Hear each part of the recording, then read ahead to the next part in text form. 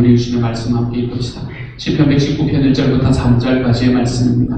우리 같은 목소리로 함께 읽습니다. 시작. 그 행실이 온전하고 주님의 법대로 사는 사람은 복이 있다. 주님의 증거를 지키며 온 마음을 기울여서 주님을 찾는 사람은 복이 있다. 진실로 이런 사람들은 불의를 행하지 않고 주님께서 가르치신 길을 따라 사는 사람이다. 아멘. 지난주에 이어서 오늘도 저는 여러분과 행복에 대한 메시지를 좀 함께 전해보려고 합니다. 오늘을 살아가는 현대인들은 그 어느 때보다 바쁘고 치열하게 살아갑니다. 밤늦게까지 공부하는 학생, 일터에서 힘써서 땀 흘리는 직장인, 가족을 위해서 돈을 벌어오기 위해 애쓰는 부모님에 이르기까지 우리 모두의 마음속에는 단 하나의 간절한 소망이 있습니다. 바로 나도 행복해지고 싶다라는 열망입니다. 사실 사람은 누구나 행복하게 살고 싶어 합니다. 세상에 행복을 바라지 않는 사람은 없습니다. 그래서 대한민국 헌법 제10조에도 모든 국민은 행복을 추구할 권리를 가진다라고 명시되어 있을 만큼 행복은 인간 생활에 있어서 가장 본능적이고 정직한 욕구라고 할 수 있습니다.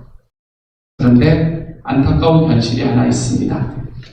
다들 자기의 행복을 찾아서 피땀 흘려 달리지만 막상 참된 행복이 어디서 오는가 라는 걸 알지 못해서 헤맨다는 사실입니다.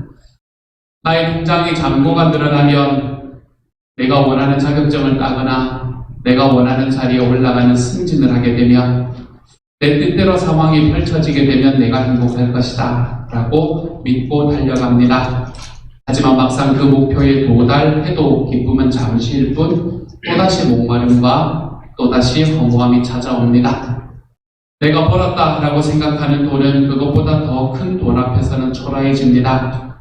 내가 가지고 있다는 생각하는 건강은 그 다른 사람의 다른 건강도 내 삶의 어느 순간에는 흔들리게 되어 있습니다. 내 삶에 내가 이루었다라는 성공도 또 다른 성공 앞에 서면 빛을 잃을 때가 얼마나 많은지 모릅니다. 이처럼 인간은 스스로는 자기 행복의 길을 찾아낼 수가 없습니다. 우리의 행복을 위해서 달려가는 길은 마치 내가 목이 마르다고 해서 바닷물을 마시는 것과 같습니다. 목이 시원한 게 아니라 마실수록 더 깊은 갈증에 빠지게 되는 겁니다. 그런 인생들을 향해서 오늘의 본문의 시편 119편의 기자는 우리에게 이렇게 말씀하는 것만 같습니다. 여러분 행복하기를 원하십니까? 여러분 참된 기쁨을 누리기를 원하십니까? 그렇다면 이 길로 오십시오. 이렇게 이야기하는 것 같습니다. 이러한 기쁨의 초청장을 여러분도 받아 누릴 수 있는 시간이 될 수 있기를 바랍니다. 시편 119편의 말씀은 176절이나 되는 성경에서 가장 긴 장입니다. 이 성경 이 장은, 이 편은 히브리 알파벳의 22자를 따라서 22개의 연으로 이루어져 있습니다. 그리고 각 22개의 연은 각각이 8절씩이고 그 8개의 절이 모두 다 같은 글자로 시작을 합니다. 우리말로 말하면 기역으로 8개가 시작이 되고 니은으로 8개가 시작이 되고 디귿으로 8절이 시작되는 그런 느낌입니다. 이것을 바라보면 이것은 이 시가 단순히 시인이 어떤 순간에 감상에 빠져서 지은 시가 아니라는 걸 보여줍니다. 오히려 처음부터 끝까지 굉장히 정교하게 다듬어진 고백이구나 하는 걸 알 수밖에 없지요. 오늘의 본문 중에서 1절부터 8절까지의 말씀은 그 첫 번째 연을 우리에게 보여줍니다. 그래서 이 연은 히브리 알파벳의 첫 번째 글자인 알렙이라는 단어로 시작을 합니다. 그 중에서 1절부터 3절까지에서 먼저 시인은 행복한 사람이 어떤 사람인가 라는 것에 대해서 우리에게 말해줍니다. 그리고는 4절부터 시작해서 내가 그 행복한 사람처럼 살게 해주십시오 라고 하나님께 기도하는 내용으로 이루어져 있습니다. 오늘은 그 중에 앞부분의 말씀만을 함께 나누어 보려고 합니다. 제가 생각하기에 성경 전체에서 가장 아름다운 선언인 이 선언이 바로 이 시편 119편의 1절과 2절입니다. 이 아름다운 선언을 우리가 함께 한번 읽어보겠습니다. 같이 읽습니다. 시작. 그 행실이 온전하고 주님의 법대로 사는 사람은 복이 있다. 주님의 증거를 지키며 온 마음을 기울여서 주님을 찾는 사람은 복이 있다. 아멘. 우리말 성경은 이처럼 뭐뭐 하는 사람은 복이 있습니다 라고 끝이 납니다. 근데 이거는 원래 가지고 있는 그 느낌을 전혀 살리지 못하는 번역입니다. 히브리어 원문에는 복이 있다, 행복하다 라는 의미이자 제가 생각하기에 이 알렙이라는 단어로 시작하는 단어 중에 가장 철자로 시작하는 단어 중에 가장 아름다운 단어라고 느껴지는 이 아슈레라는 단어가 각 문장의 제일 앞에 웅장하게 선언되고 있습니다. 아슈레. 복이 있구나. 그래서 이 뉘앙스를 살려서 1절과 2절을 번역하면 이렇게 번역이 됩니다. 아, 얼마나 행복한가. 행실이 온전한 사람은 그는 주님의 법대로 사는 사람이다.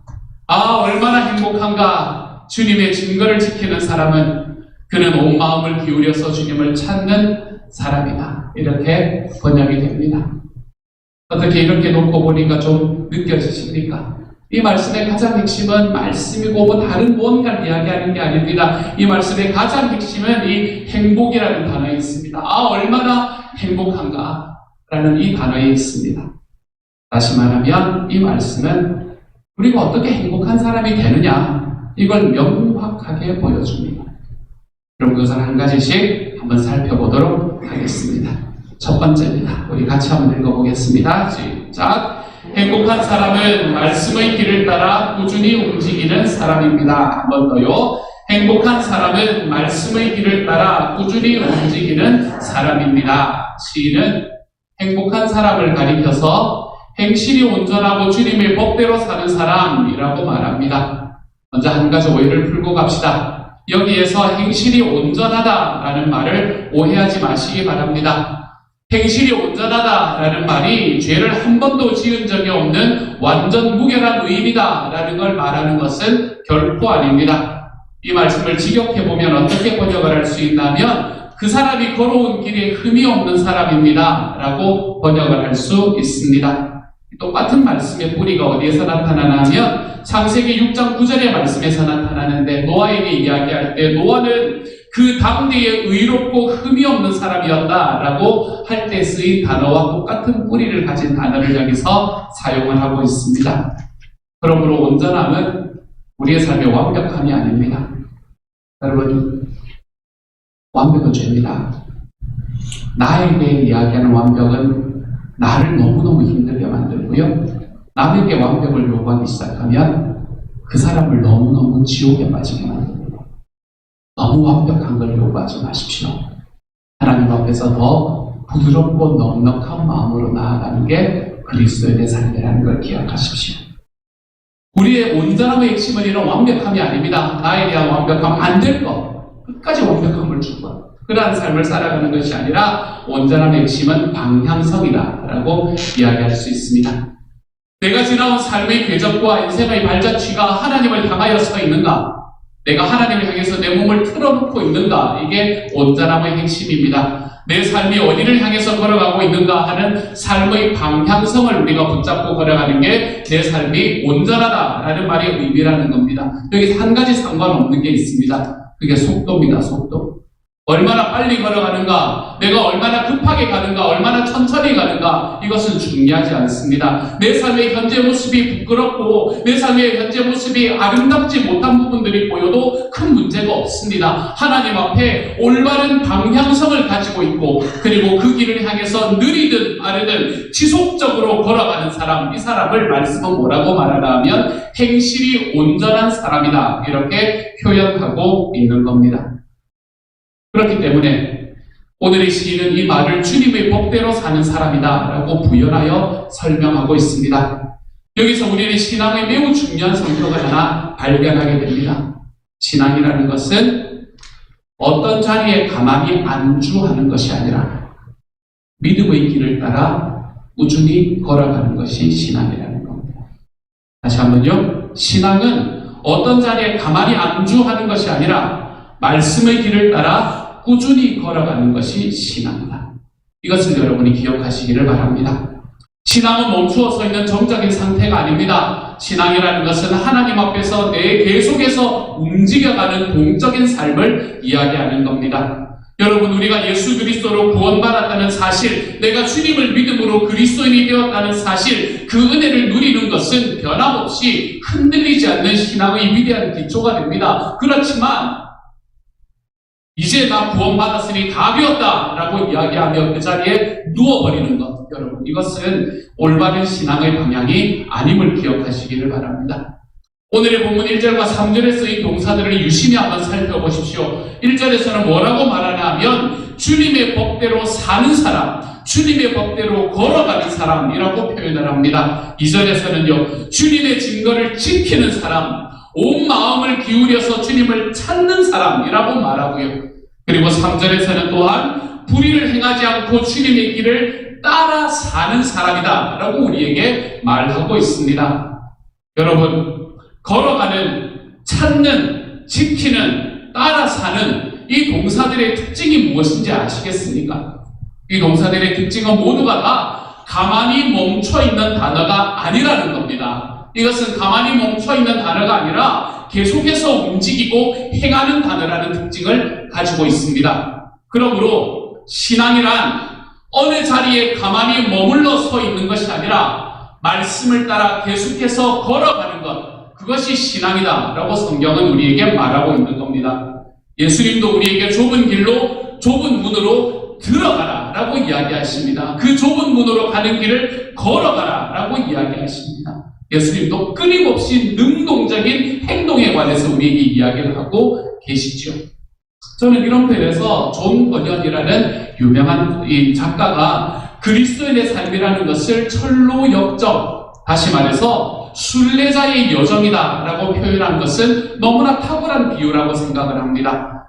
그러므로 기억하십시오, 여러분. 믿음으로 구원받은 사람은 그 믿음 위에 가만히 앉아있는 사람이 아니라 날마다 말씀의 길에 한 걸음씩 한 걸음씩 걸어가는 사람이라는 사실을 여러분의 삶에서 기억할 줄 아는 하나님의 사람들이 되어가시기를 소망합니다.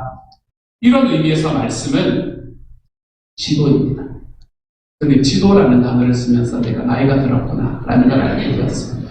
요즘 지도를 안 본 지가 너무 오래됐어요. 말씀은 지도입니다. 우리가 움직이고 걸어가는 방향을 알려주는 지도, 즉 요즘 말로 말하면 내비게이션입니다. 내비게이션.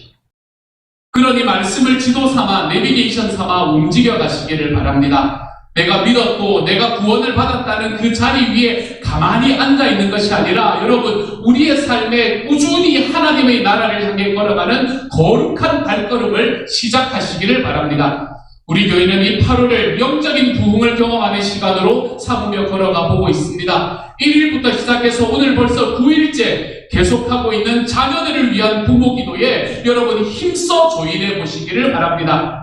여러분, 하루에 20분을 1년에 30일 정도 내 자녀를 위해서 내 시간을 따로 빼서 기도의 길을 걸어가지 않는다면 여러분, 우리가 어떻게 우리의 자녀를 사랑한다라고 이야기할 수 있을 거냐는 말입니다. 그러니 우리가 이 30일 동안 내가 1년에 한 달 동안은 내 자녀를 위해서 기도하리라 라는 그 자리에 여러분 다시 한번 한 걸음씩 디뎌내며 걸어와 보시기를 소망합니다. 17일 월요일입니다. 다음 주 월요일인 17일부터는 우리는 오겹줄 심야 기도회로 함께 모이게 됩니다. 새 학기를 시작하는 자녀들을 위해서 또 말씀 잔치를 준비하는 우리의 마음을 새롭게 하면서 각 초원에서 서로를 향한 사랑의 기도를 넘치게 전하는 시간을 가지게 될 겁니다. 여러분이 얼마나 피곤한지 압니다. 여러분의 삶의 그 시간, 저녁 9시라는 시간이 어떤 시간이며 얼마나 소중한 시간이라는 것을 저도 압니다. 하지만 희생이 있을 때 가치가 생긴다는 것을 기억하시기를 바랍니다.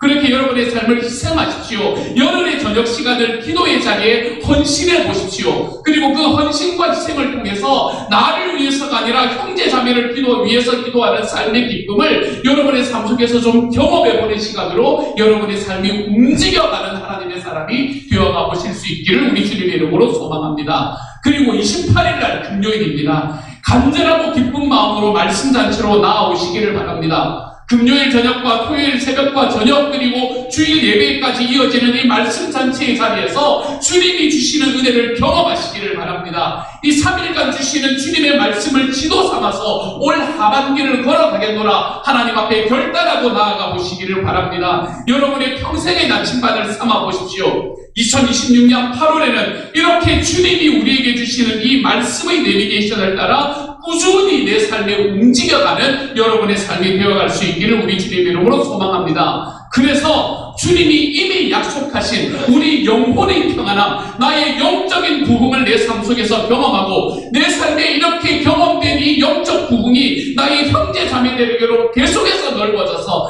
너의 삶에 모든 일이 잘 되고 건강하기를 내가 빕니다 라는 자리로 끌어들어가 볼 수 있는 하나님의 사람이 되십시다. 내 삶에 영적으로 내 하나님 앞에 평안함을 경험했기 때문에 나는 이 자리에 당신이 더 나보다 성공하기 위해, 성공시키기 위해 내가 여기 서 있는 사람입니다 라는 이야기가 자연스럽게 나올 수 있는 하나님의 사람들이 되어가 보시기를 소망합니다. 이 길이 우리 앞에 열려 있습니다. 이게 우리가 걸어가야 되는 8월입니다. 여러분, 이 길로 하나님 앞에서 쉬지 않고 끊임없이 움직여가며 살아가 볼 수 있는 하나님의 사람이 되어갈 수 있기를 우리 주님의 이름으로 축복합니다.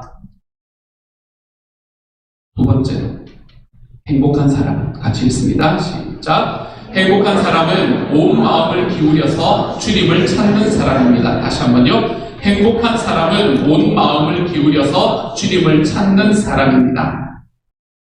여러분, 시인은 말씀의 길을 걸어가는 외적인 행위, 이것이 어디서 시작되는가라는 걸 이 2절의 말씀에서 그 내면을 들추어내면서 보여줍니다.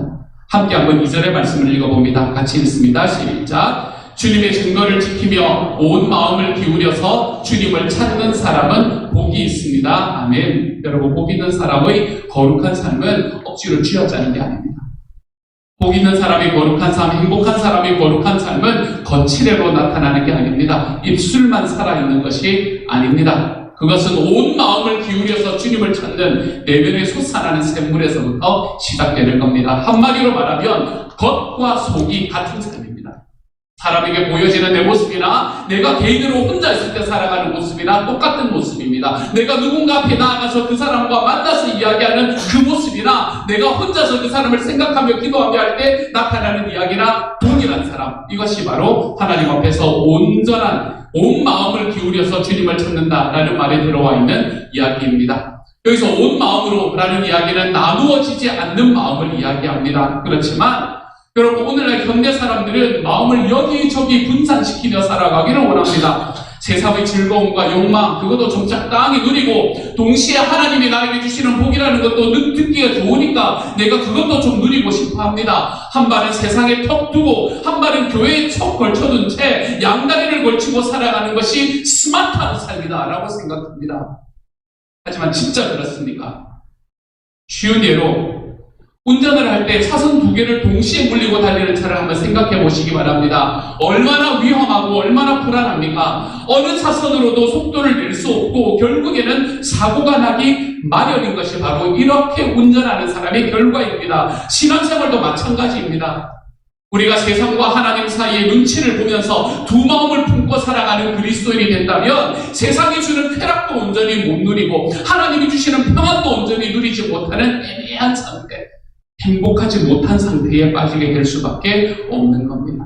그래서 구약의 선지자들은 이러한 두 마음을 엄히 경고합니다. 호세아입니다. 그들의 마음이 거짓으로 가득 차 있으니 이제는 그들이 죗값을 받는다. 시편 12편입니다. 사람들이 서로 거짓말을 해대며 아첨하는 입술로 두 마음을 품고서 말합니다. 주님은 간사한 모든 입술과 큰 소리 치는 모든 혀를 끊으실 것이다. 시편 119편의 이야기입니다. 나는 두 마음을 품은 자를 미워하지만 주님의 법은 사랑합니다.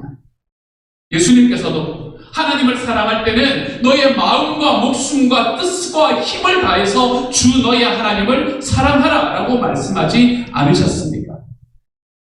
오늘 우리 안에 있는 가장 심각한 문제 중에 하나는 하나님을 아예 거부하는 것이 아닐 수도 있습니다.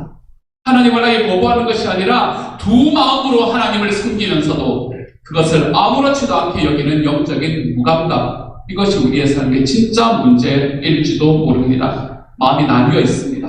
마음이 나뉘어 있기 때문에 삶에 기쁨이 없습니다. 마음이 나뉘어 있으니까 신앙생활도 고역이 됩니다. 자꾸 어깨에 짐이 올라가는 것만 같습니다. 그러니 선지자 예레미야를 통해서 주신 하나님의 약속을 함께 기억하실 수 있기를 바랍니다. 우리 같이 한번 읽어봅니다. 시작. 너희가 나를 찾으면 나를 만날 것이다. 너희가 온전한 한다면 아멘. 여러분, 우리가 전심으로 주님을 구할 때 우리는 비로소 하나님을 만나게 될 것입니다. 오늘 본문의 3절의 말씀처럼 불의를 행하지 않고 주님의 내비게이션을 따라서 지속적으로 걸어갈 수 있는 삶을 살아갈 수 있게 될 겁니다. 그러니 사랑하는 여러분, 나뉘지 않는 마음으로 하나님을 사랑하며 걸어갈 수 있기를 소망합니다. 온전한 마음으로 주님을 찾아가십시오. 온전한 마음으로 주님을 찾아서 주님을 만나는 이번 한 주가 되어가십시오. 8월의 한 달이 되어가십시오. 하나님과 세상 사이에서 눈치를 보지 마십시오. 나를 깊이 사랑하시는 주님이 내 삶의 주님 되심을 인정하시기를 바랍니다. 그래서 내가 내 소원이 아니라 주님의 소원을 쫓아 사는 일이 나의 삶의 기쁨이 되는 한 주가 되어가실 수 있기를 바랍니다. 주님의 소원을 이루는 일, 그러면 주님의 소원이 무엇인지를 알아야 될 거 아니에요. 주님의 소원이 무엇입니까? 영혼 구원하여 제자 삼는 일. 사랑하는 여러분, 이번 8월의 한 달은 우리의 영혼이 살아나는 달이 되기를 바랍니다. 이번 8월의 한 달은 여러분의 영혼이 평안을 얻기를 소망합니다. 또한 내게 또 우리 목장과 교회 공동체에 주신 영혼 구원하여 제자 삼는 이 주님의 사명이 다시 한번 선명해질 수 있는 하나님의 사람들이 되어가시기를, 그런 여러분의 목장의 공동체가 되어가시고 우리 교회 공동체가 되어갈 수 있기를 우리 주님의 이름으로 축복합니다. 말씀을 정리해 봅시다. 히브리어로 길을 뜻하는 단어인 데렉이라는 이 단어는 오늘 본문에 2번 나옵니다. 행복한 사람은 세상의 풍조나 자기의 감정을 따라가는 사람이 아닙니다. 오직 주님의 길, 즉 말씀의 길, 말씀의 내비게이션을 따라가는 사람입니다. 그렇다면 우리는 내 눈앞에 보이는 내 환경과 내 눈앞에 보이는 나의 불안 속에서 어떻게 이 말씀의 길을 끝까지 걸어갈 수 있습니까? 하나님께서는 이 길을 걷는 사람들에게 위대한 약속을 주셨습니다. 이사야 30장 21절의 말씀입니다. 함께 읽습니다. 시작. 내가 오른쪽이나 왼쪽으로 치우치려 하면 너희 뒤에서 이것이 바른 길이니 이 길로 하거라 하는 소리가 너희 귀에 들릴 것이다. 아멘. 저는 이 말씀 들으면서 진짜 내비게이션이구나 생각했어요. 이쪽으로 가면 될 거다. 왼쪽으로 꺾어서 오른쪽으로 가면 될 거야 라고 생각하는데 내비게이션은 다른 길을 말합니다. 그럼 우리는 뭘 선택해야 됩니까? 내 길을 선택하는 게 맞습니다. 그게 올바른 길이 되는 겁니다. 이게 얼마나 놀라운 약속입니까? 그리스도인인 우리는 자기 눈앞에 보이는 험난한 환경이나 세상 사람들의 말, 요즘에는 유튜브에서 이야기하는 그 이야기들, 그런 것들에 따라 판단하고 길을 가는 사람이 아닙니다. 오히려 내 뒤에서 말씀으로 나에게 행할 길을 가르쳐 주시는 하나님의 음성에 좀 귀를 기울이고 내 삶의 믿음으로 그 길로 발걸음을 옮겨내는 사람이 그리스도인인 겁니다. 한번 생각해 보십시오. 우리가 산길을 걸을 때가 있습니다. 우리가 산길을 걸을 때 안개가 자욱하게 끼어서 앞이 잘 보이지 않습니다. 그러면 불안해집니다. 이때 내 감정이나 내 짐작대로 여기쯤이면 이거일 거야 라고 생각하고 그곳으로 발을 내딛으면 우리는 어느 순간에 절벽에서 떨어지게 될지도 모릅니다. 근데 그때에 오직 뒤에서 길을 정확하게 아는 가이드가 선생님, 그쪽이 아니라 오른쪽입니다. 이쪽으로 오세요. 라고 이야기하고 알려주는 목소리에 우리의 귀를 기울이며 걸어야 우리는 정상에 안전하게 도착할 수 있게 되는 겁니다. 신앙생활도 이와 같습니다. 눈앞의 현실이 막막할수록 내 눈에 보이는 상황을 의지하지 마십시오. 오히려 내 뒤에 주님의 성경 말씀을 통해서 하나님이 나에게 이게 바른 길이다 라고 말씀하시는 주님의 음성에 좀 귀를 기울이십시오. 그리고 그 음성을 따라 여러분의 발걸음을 쉼없이 디뎌낼 수 있는 하나님의 사람이 되어 가십시오. 지난주에 말씀이 기억이 나십니까? 당신들이 행복하게 살도록 내가 오늘 당신들에게 명하는 주 당신들의 하나님과 명령과 규례를 지키는 일이 아니겠습니까? 하나님은 우리를 얽매기 위해서가 아니라 우리를 진짜 행복하게 만들기 위해서 말씀을 주셨습니다. 그러니 이번 한 주 살아가며 이번 8월을 살아가며 이 말씀을 듣기만 하고 잊어버리는 사람이 되지 마십시다. 이 말씀의 내비게이션을 따라서 좀 꾸준히 움직여 가보는 하나님의 사람이 되어 가시기를 바랍니다. 이 과정에서 여러분이 주님을 쫓아갈 때 나뉘어지지 않은 마음으로 좀 쫓아가 보시기를 바랍니다. 온 마음으로 좀 쫓아가 보시기를 바랍니다. 이렇게 우리의 삶의 영적인 부흥의 첫 단추를 띄우는 이 8월 한 달이 되어가시기를. 그래서 여러분의 삶의 2026년 8월을 생각하면 하나님 앞에서 내가 나의 영혼의 평안함을 경험하는 순간이었다. 그리고 나와 함께 있는 사람들을 향해서 당신의 삶이 더 잘되고 당신이 건강하기를 기도해 보았던 한 달이었다. 여러분의 삶에서 이러한 고백이 흘러나올 수 있는 이번 한 달, 여러분의 영혼이 부흥하고 하나님 앞에서 여러분의 삶이 주님의 평안을 얻을 수 있는 한 달이 되어가실 수 있기를 우리 주님의 이름으로 축복합니다.